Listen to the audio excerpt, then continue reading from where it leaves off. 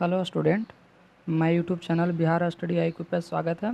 आज हम देखेंगे न्यू रिक्त वैकेंसी बिहार पुलिस रेडियो वितंतु का आया है, जिसमें कितने पद दिए गए हैं और इसका कब से कब तिथि स्टार्ट हो रहा है आवेदन करने का। तो देखिए, तिथि आवेदन प्रारंभ की तिथि 21/5/2026 से लेकर 21/6/2026 तक है, यानी 21/5/26 से लेकर 21/6/2026 तक फॉर्म कब भरने की तिथि है। इसमें सीट कितना है टोटल, तो मैं सीटों का संख्या 22 है। इसमें सीटों की संख्या 22 है और लेवल यानी पे लेवल इसका 5 है।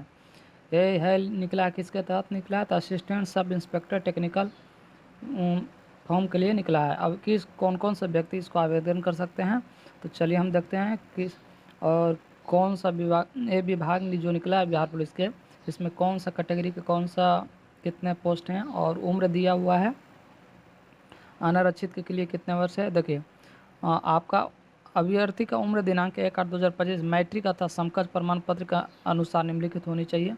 एक ही वर्ष, न्यूनतम 21 वर्ष होना चाहिए और मैक्सिमम अधिकतम 37 वर्ष महिलाओं के लिए, न्यूनतम 21 वर्ष और अधिकतम उम्र 40, महिलाओं के लिए 37 और अधिकतम उम्र 40 वर्ष होनी चाहिए, पुरुषों और महिलाओं के लिए। तो आप लोग यहाँ से देख सकते हैं। बाकी हम देखेंगे कितना सीट है। ये बिहार पुलिस की तरह ही है, हाइट भी जितना बिहार पुलिस में खोजा जाता है उतना ही हाइट के अनुसार है। देखिए, UR के 165 सेंटीमीटर होना है। नॉन रिजर्व के अत्यंत पिछड़ा वर्ग BC अत्यंत पिछड़ा वर्ग अनुसूचित जाति और अनुसूचित जनजाति उम्मीदवार के लिए 160 सेंटीमीटर होना चाहिए। अनारक्षित यानी BC और UR के लिए 165 सेंटीमीटर, EBC ABC के लिए और SC/ST के लिए 160 सेंटीमीटर और सभी वर्ग महिलाओं के लिए 155 सेंटीमीटर होना चाहिए। सीना फुलाने वाला बिना फुलाए पुरुष के लिए 81 सेंटीमीटर और फुलाकर 86 सेंटीमीटर होना चाहिए। सब कैटेगरी वाइज दिया हुआ है, तो आप लोग के देख सकते हैं। और इसमें जो भी है, अगर आपको ये PDF चाहिए तो आप टेलीग्राम चैनल पर हमारा जुड़ सकते हैं, जिसको टेलीग्राम चैनल सर्च कर लीजिएगा बिहार स्टडी IQ, वहाँ आपको मिल जाएगा, नहीं तो हम डिस्क्रिप्शन बॉक्स में इसको लिंक दे देंगे, वहाँ से आप लोग ज्वाइन कर सकते हैं।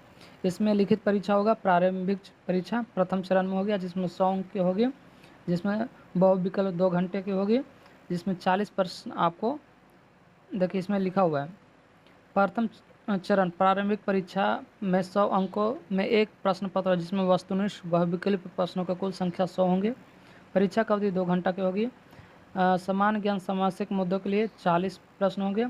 प्रश्न एवं 60 प्रश्न समूह के इलेक्ट्रॉनिक्स कम्युनिकेशन के हो रहे हैं। इलेक्ट्रॉनिक्स कम्युनिकेशन के 60 प्रश्न होंगे, 60-40-100 यानी 100 क्वेश्चन, यानी 40 क्वेश्चन GK GS की तरह पूछे जाएंगे और 60 क्वेश्चन टेक्निकल फील्ड से पूछे जाएंगे, जो इलेक्ट्रॉनिक्स एवं कम्युनिकेशन की तरह होंगे। इलेक्ट्रॉनिक्स मैंने कौन 60 इलेक्ट्रॉनिक्स एवं कम्युनिकेशन, इलेक्ट्रॉनिक्स एवं टेलीकम्युनिकेशन, में सूचना प्रौद्योगिकी, इलेक्ट्रिकल एवं इलेक्ट्रॉनिक्स विषय में अभ्यर्थियों को अब ये तो दिया गया है। चलिए अब इसमें देखते हैं द्वितीय चरण में PT हो गया, मेंस में द्वितीय चरण में मुख्य परीक्षा PT भी होगा, मेंस भी होगा। प्रारंभिक परीक्षा में सफल अभ्यर्थी यानी PT में पास करने के बाद मुख्य परीक्षा में आपको शामिल होने का अवसर मिलेगा, जिसमें प्रथम पत्र 100 अंकों का सामान्य भाषा होगा, 100 अंकों का सामान्य भाषा होगा GK GS, 50 अंकों का सामान्य हिंदी और 50 अंकों का सामान्य अंग्रेजी विषय से होंगे। प्रश्नों को इंटरमीडिएट स्तर पर होगा, यह वस्तुनिष्ठ बहुविकल्प प्रश्न होगा। इसमें न्यूनतम 30 अंक प्राप्त हुए, यानी 100 अंक के होगा GK GS और जिसमें 100 अंक का सामान्य ज्ञान होगा और जिसके 50 अंकों का समान हिंदी और 50 अंकों का समान अंग्रेजी विषय से प्रश्न होंगे, जिसमें 30% आपको लाना अनिवार्य है। ठीक है। ख में गया है कि द्वितीय प्रश्न समूह इलेक्ट्रॉनिक कम्युनिकेशन के, ये आपका 100 इलेक्ट्रॉनिक विषय में एक विषय की परीक्षा देनी होगी। इसमें वस्तुनिष्ठ विकल्प प्रश्न होंगे, जिसका पूर्णांक 100 प्रश्नों की संख्या में होगी। परीक्षा अवधि 3 घंटे की होगी। प्रश्नों का स्तर पॉलिटेक्निक स्तर पर होगा। ठीक है ना। 2 चरण के प्रत्येक गलत उत्तर में, यानी दरोगा का तरह जिस तरह का नेगेटिव मार्क्स होता है, उसी दरोगा का तरह नेगेटिव मार्क्स है 0.2। इसमें 33% लेना अनिवार्य है।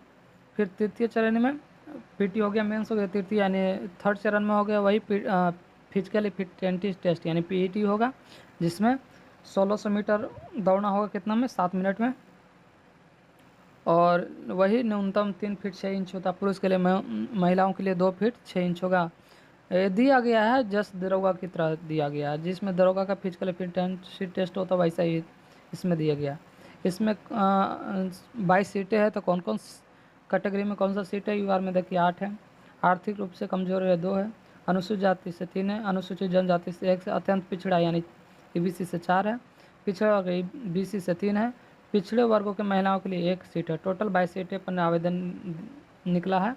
और 35% आरक्षण के अनुसार, जिसमें 8 सीट में 3 सीट फिक्स है, किसके लिए? रोस्टर के अनुसार महिलाओं के 35% आरक्षण पदों के कोटिवार। इसमें आपको समझने योग्य बातें दी गई है। जिसमें 8 सीट अगर रहता है UR के तो 3% उसमें फिक्स है, जिसमें 5 सीट पुरुष के लिए हो गया।